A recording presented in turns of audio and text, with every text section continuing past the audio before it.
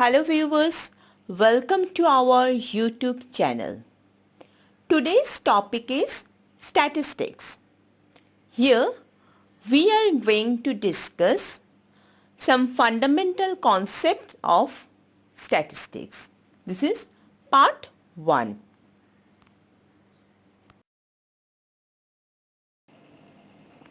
Now, let us first understand what do we mean by statistics. Statistics, that a word is often used, has been derived from the Latin word status. That means a group of number or figures. Those represent some information of our human interest. In the beginning, it was known as the science of state because it was used by kings only for collecting information about states and other information which was needed about their people, their number, revenue of the state, etc. So, it got its development as king's subject or science of kings, or we may call it as political arithmetics. In India, it is thought that it started dating back to Chandragupta Maurya's kingdom under Chanakya to collect the data of births and deaths.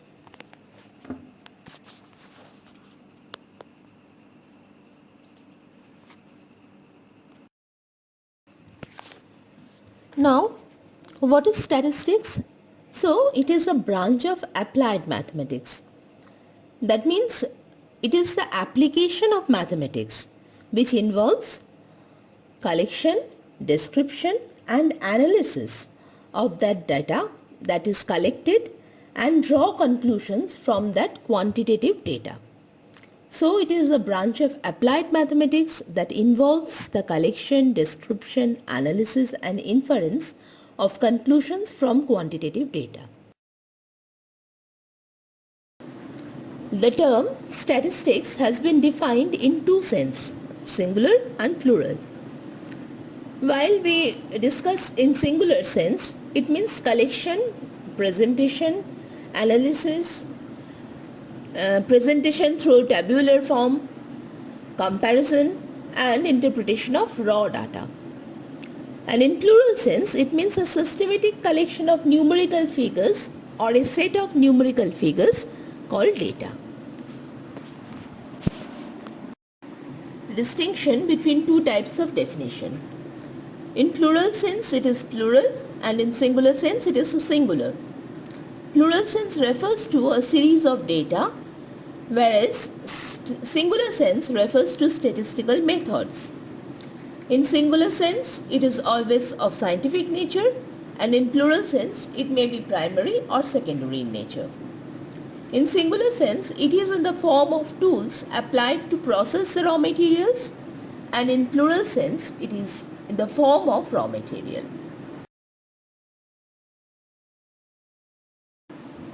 Statistics is used in two major areas, descriptive statistics and inferential statistics.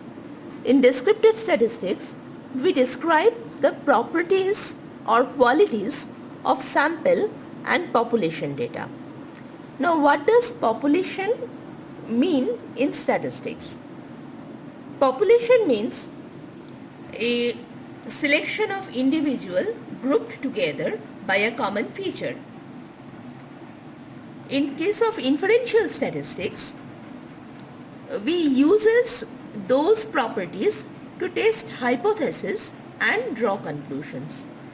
Now, what is hypothesis? What hypothesis mean? Hypothesis mean a probabilistic mechanism supposed to general observations. That means it is a parameter or a form of probability distribution for a designated population. Now, how is statistics used in economics? Statistics in itself is the collation and analysis of numerical data to arrive at a specific inference, as we have already learned. The academic discipline finds application in various other branches of studies, such as economics. Now, characteristics of statistics. any discussion in the concept of economics and significance of statistics in economic notes should necessarily focus on different features of statistics as well. Now, aggregation of facts. The data that have already been collected is now concluded to bring some material facts. Numerical data is essentially an aggregation of facts, which means there will be multiple facts or information clubbed together. There are multiple causes which influence data to a certain extent. For example, any data on malnutrition will not only include poverty as one of its underlying causes, but also other aspects such as hygiene, practices of a marginalized community, etc. Now this data is presented. There are specific stipulation in terms of data presentation. It has to be numerically expressed accurately and also placed in the common context of each other.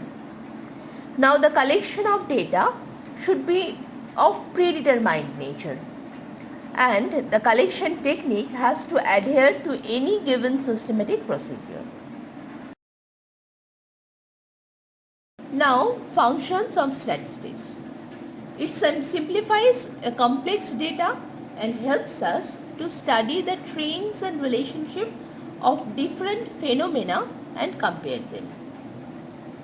So, statistics helps us to classify the numerical data.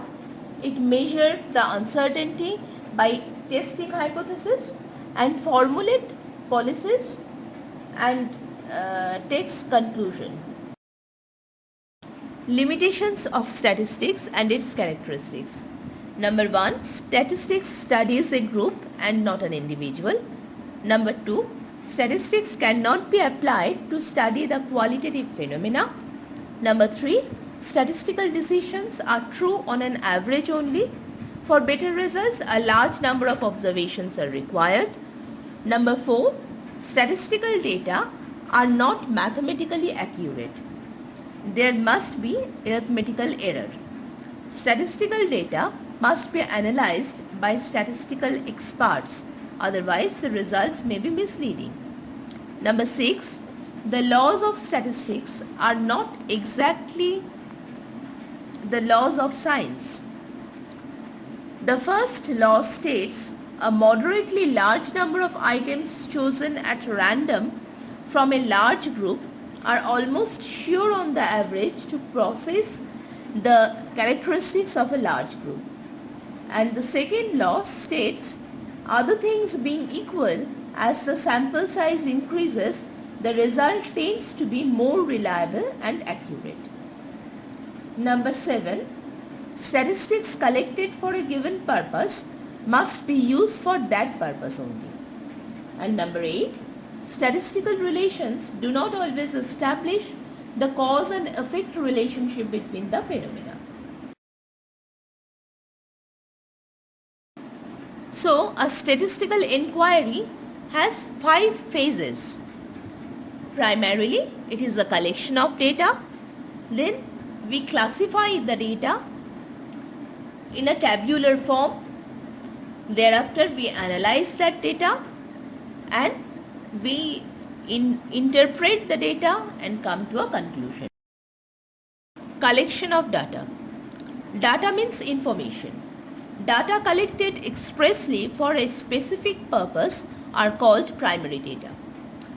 For example, data collected by a particular person or organization from the primary source for his own use, collection of data about the population by census and surveys, etc. Data collected and published by one organization and subsequently used by the other organization are called secondary data.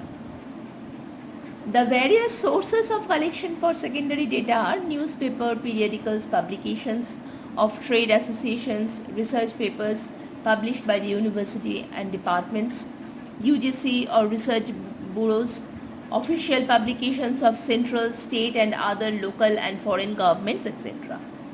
The collection expenses of primary data are more than secondary data.